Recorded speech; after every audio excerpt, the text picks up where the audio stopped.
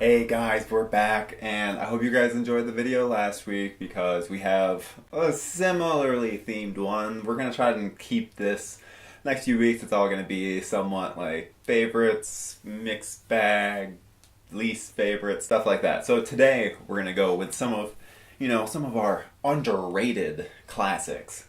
And honestly, some of these aren't even classics, but they're films that just don't get enough praise, or they're films that get shit on and are fucking awesome and don't deserve to be shit on. So I have some interesting ones to go through, and I don't know, this might be controversial. Guess we'll see. Not as controversial as next week's video, but we'll get into that.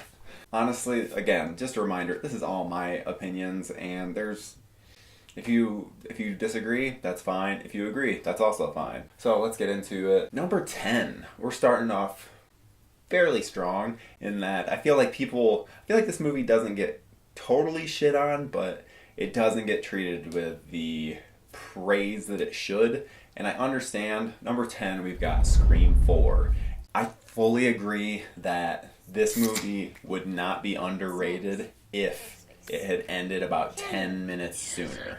If we don't get that stupid hospital ending, I have trouble saying it's better than the first, but if we hadn't had that hospital ending, then this one would have been just below the first one in how good it is. So it really sucks because otherwise we were really on a good path, and yeah, it just didn't end up working out with that film, but it's still better than people say, which is why it's on this list. Next up, we have at number 9, Friday the 13th, '09. So this is the remake, and this is one of those movies I have a really hard time listening to people bitch about, because there's like two camps. There's one that just like, where they seem to claim this isn't enough of a Friday the 13th movie, which I don't understand.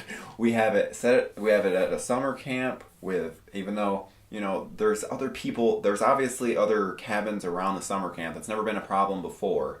And so I don't know why people have an issue with that now.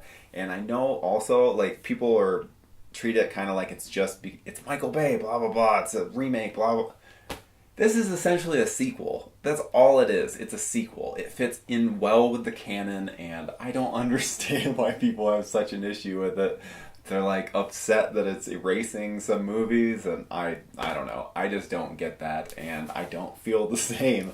And in all honesty, I would say that the remake is one of the best sequels of the entire series. And this is coming from somebody who loves every film in the franchise, so I just don't understand it, and I think that the hate is very unjust. Next up, we got another remake. I mean, I'm sticking with the remake train. I don't know, remakes and sequels, I guess, is the majority of this list, and it's just because I think they get unrealistic expectations.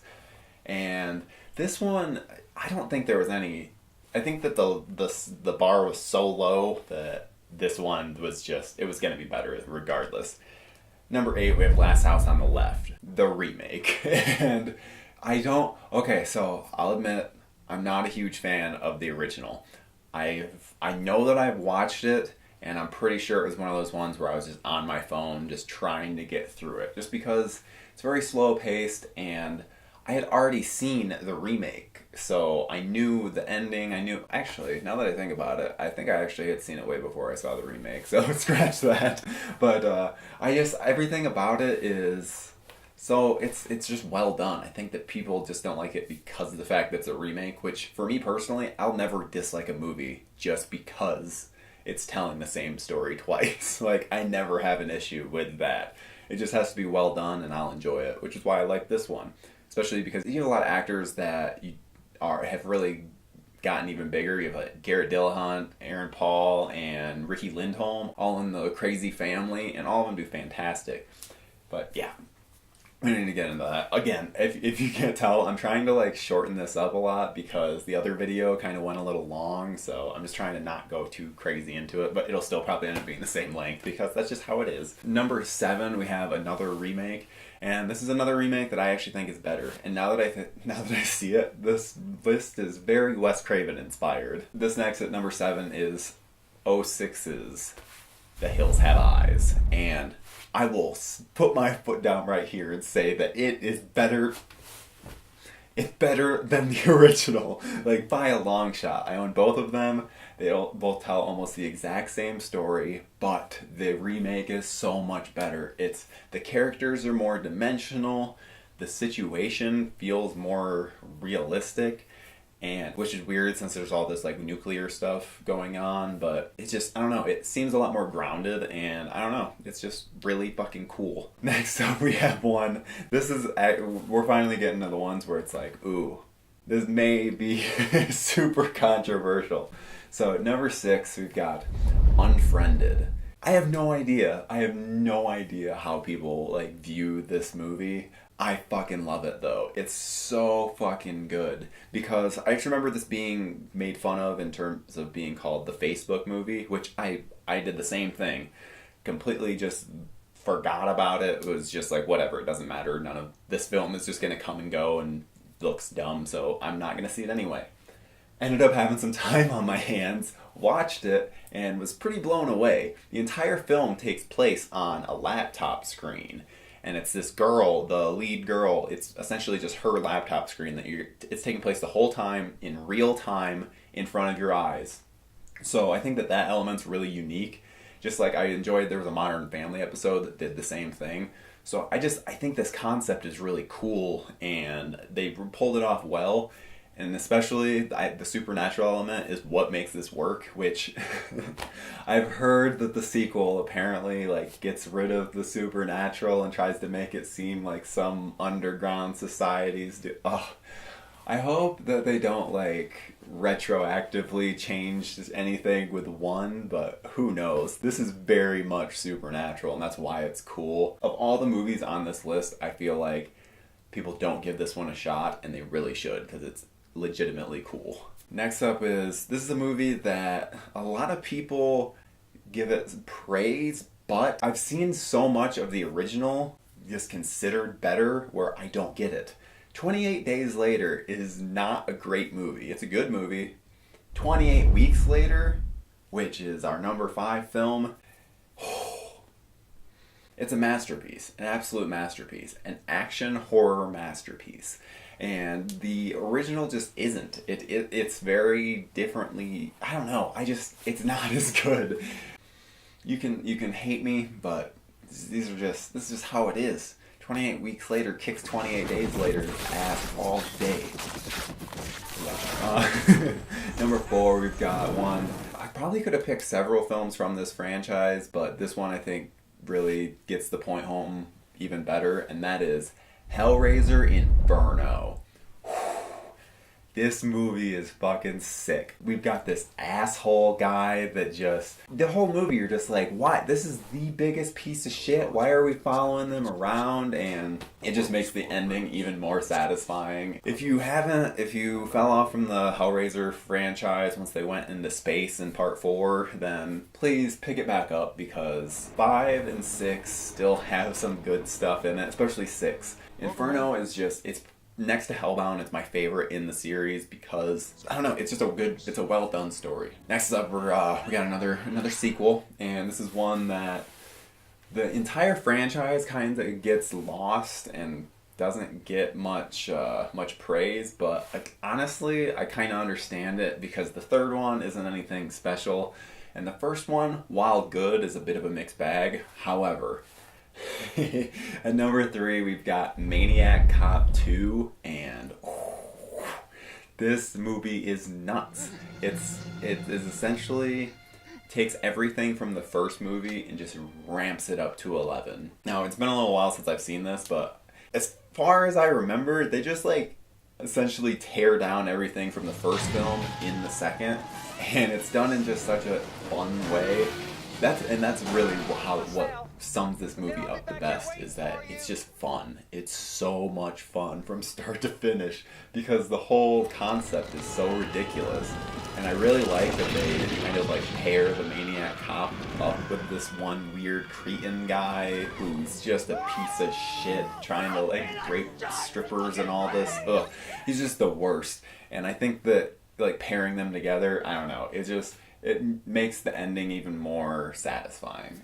And so number 2 on our list, we've got Day of the Dead. And thankfully this movie has gotten a little more praise over the years. It used to really be forgotten, but I think that Romero kind of continuing his franchise with Land and Diary and Survival kind of made everyone look back on this movie and go, I guess that wasn't so bad.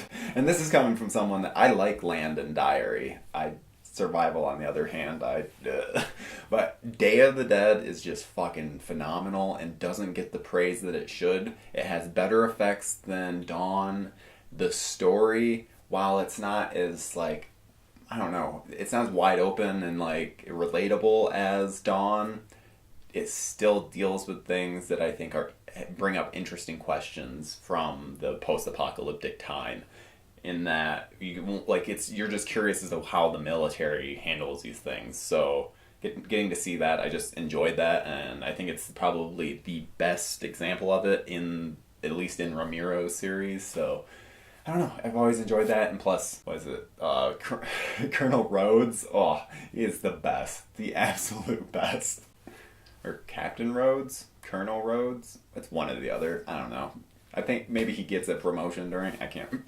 Whatever. Our number 1 on this list is one that I just don't ever hear about this movie, and I should, because The Burning is one of the best slashers of all time, and it's just, it's definitely the best camp slasher out there, and this is including Friday the 13th. Love me some Friday the 13th, but The Burning is better. You've got characters that are actually realistic. You've got a villain that just is violent and visceral, and you feel legit fear for these characters when they're being stalked. There's just so many things with this film that that raise it way above every other slasher movie from this era. In particular, the raft scene is... it's just mind-blowing, the whole thing. It's about the fact that they kill off all these characters, but also all of these characters are very likable, and they've done a really good job of setting them up throughout the movie. So then, not like losing one of them would have been like insane. Losing all of them at once, just when the scene is over, you're just like, what is life? What is happening? So if you haven't seen The Burning, please check it out, because it doesn't get mentioned enough, and it deserves all the praise in the world. Yeah, that's really all. I'm hoping I was able to get through this a little faster than I was for my favorites, but who knows? These videos, sometimes they take a long time, so I guess that's just something I gotta deal with. But next week, and I will actually tell you guys, because I actually know what I'm doing next week. So next week we're gonna keep with this theme, and while I didn't want to get too negative right off the bat, I feel like doing this will just, again, better get you acquainted with me. So next week we're going to be doing my least favorite films, which, spoiler alert, there's a lot of Rob Zombie on that list, so if you're a Rob Zombie fan, you might want to avoid next week. So I'll see you later. Hey, you can feel free to hit that subscribe button below and follow me on Twitter, Instagram, or Letterboxd. I am at ZOMBIEVICTIM on all of them. Thanks.